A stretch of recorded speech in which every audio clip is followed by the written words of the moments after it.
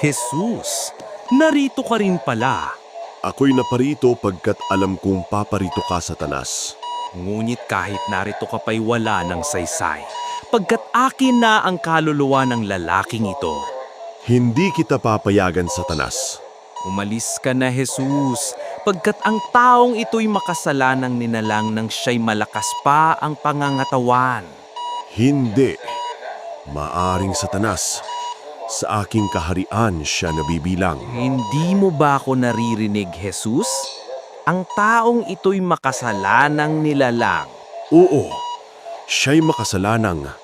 Ngulit bago siya manghinang tuluyan, ay humihingi siya ng kapatawaran sa kanyang mga pagkakasala at kanyang tinanggap na ako ay kanyang tagapagligtas. Hindi maaari ito. Lahat ay maaaring magbago, Satanas. Lahat ng naniniwala ay maliligtas. Hindi ito maaari. Hindi ako maaaring mabigo. Humayo ka na, Satanas, sapagkat ang lalaking ito ay nabibilang sa aking kaharian.